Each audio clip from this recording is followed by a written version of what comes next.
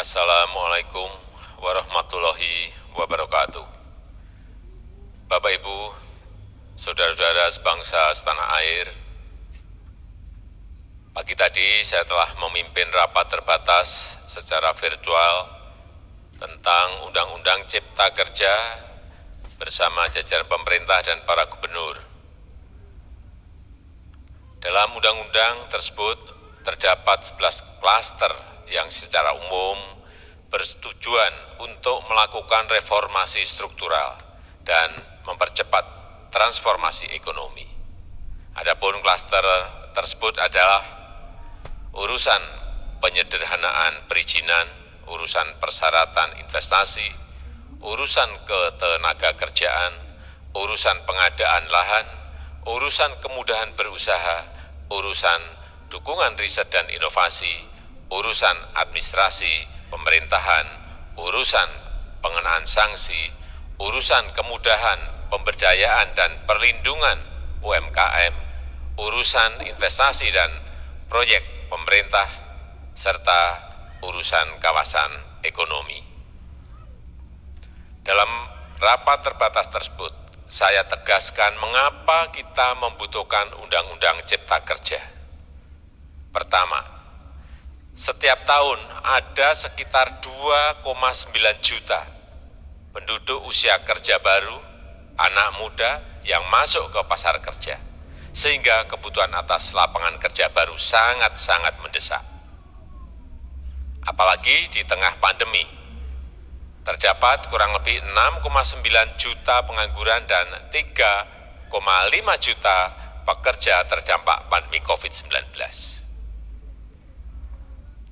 Dan sebanyak 87% dari total penduduk bekerja memiliki tingkat pendidikan setingkat SMA ke bawah, di mana 39% berpendidikan sekolah dasar, sehingga perlu mendorong penciptaan lapangan kerja baru, khususnya di sektor padat karya. Jadi, Undang-Undang Cipta Kerja bertujuan untuk menyediakan lapangan kerja sebanyak-banyaknya bagi para pencari kerja serta para pengangguran. Kedua, dengan Undang-Undang Cipta Kerja akan memudahkan masyarakat, khususnya usaha mikro kecil, untuk membuka usaha baru. Regulasi yang tumpang tindih dan prosedur yang rumit dipangkas. Perizinan usaha untuk usaha mikro kecil UMK tidak diperlukan lagi, hanya pendaftaran saja. Sangat simpel. Pembentukan PT atau perseroan terbatas juga dipermudah. Tidak ada lagi pembatasan modal minimum. Pembentukan koperasi juga dipermudah. Jumlahnya hanya 9 orang saja. Koperasi sudah bisa dibentuk. Kita harapkan akan semakin banyak koperasi-koperasi di tanah air. UMK, usaha mikro kecil yang bergerak di sektor makanan dan minuman, sertifikasi halalnya dibiayai pemerintah, artinya gratis. Izin kapal nelayan penangkap ikan misalnya, hanya ke unit kerja Kementerian KKP saja. Kalau sebelumnya harus mengajukan ke Kementerian KKP, Kementerian Perhubungan, dan instansi-instansi yang lain, sekarang ini cukup dari unit di Kementerian KKP saja. Ketiga, Undang-Undang Cipta Kerja ini akan mendukung upaya pencegahan dan pemberantasan korupsi. Ini jelas karena dengan menyederhanakan, dengan memotong, dengan mengintegrasikan ke dalam sistem perizinan secara elektronik, maka pungutan liar, pungli, dapat dihilangkan. Namun, saya melihat adanya unjuk rasa penolakan Undang-Undang Cipta Kerja yang pada dasarnya dilatar belakangi oleh disinformasi mengenai substansi dari undang-undang ini dan hoax di media sosial. Saya ambil contoh, ada informasi yang menyebut tentang penghapusan UMP, upah minimum provinsi, UMK, upah minimum kota kabupaten, UMSP, upah minimum sektoral provinsi. Hal ini tidak benar, karena faktanya upah minimum regional, UMR, tetap ada. Ada juga yang menyebutkan bahwa upah minimum dihitung per jam. Ini juga tidak benar. Tidak ada perubahan dengan sistem yang sekarang. Upah bisa dihitung berdasarkan waktu dan berdasarkan hasil.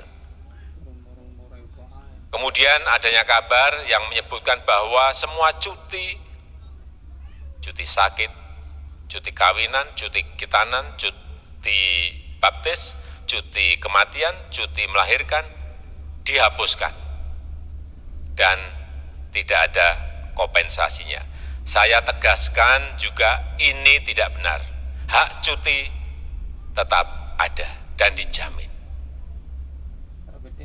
Kemudian apakah perusahaan bisa mem-PHK kapanpun secara sepihak? Ini juga tidak benar. Yang benar, perusahaan tidak bisa me-PHK secara sepihak. Kemudian juga pertanyaan mengenai benarkah jaminan sosial dan kesejahteraan lainnya hilang. Yang benar, jaminan sosial tetap ada. Yang juga sering diberitakan tidak benar adalah mengenai dihapusnya AMDAL, analisis mengenai dampak lingkungan. Itu juga tidak benar. AMDAL tetap ada. Bagi industri besar harus studi AMDAL yang ketat.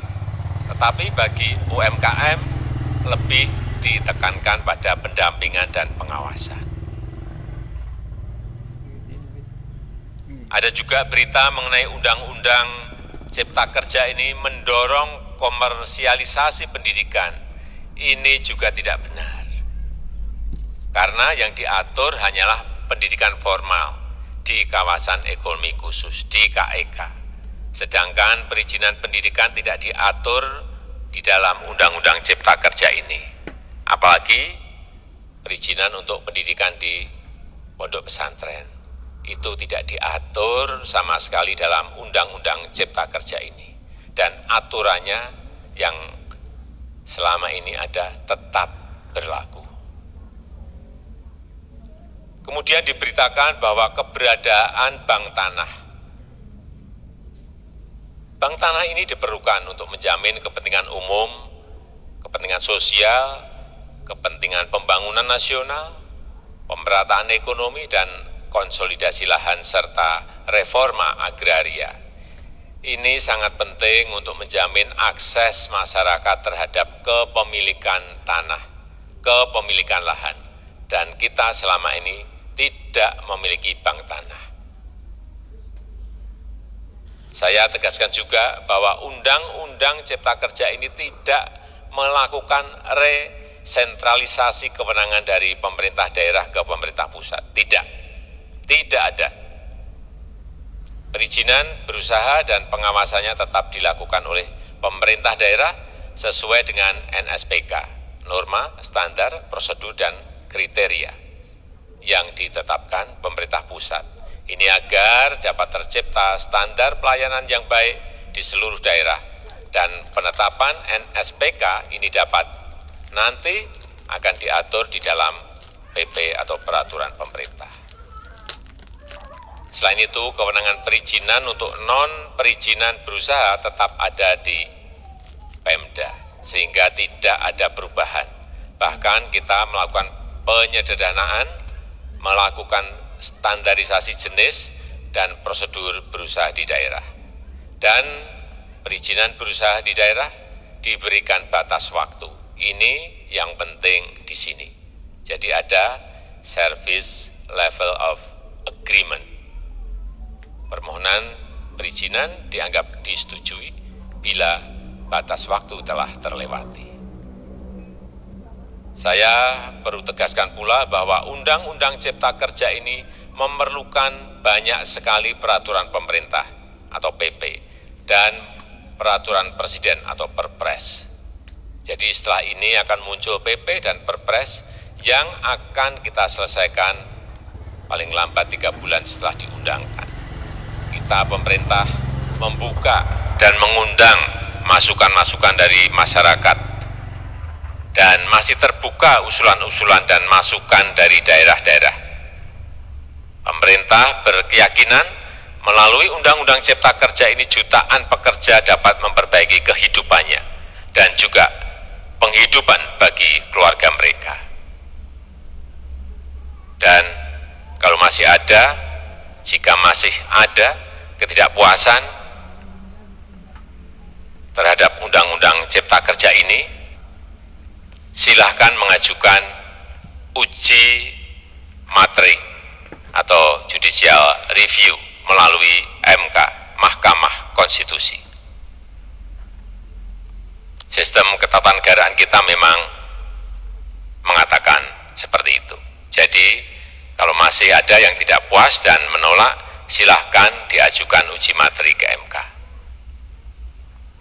Saya rasa itu yang bisa saya sampaikan pada kesempatan yang baik ini.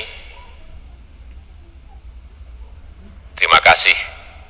Wassalamualaikum warahmatullahi wabarakatuh.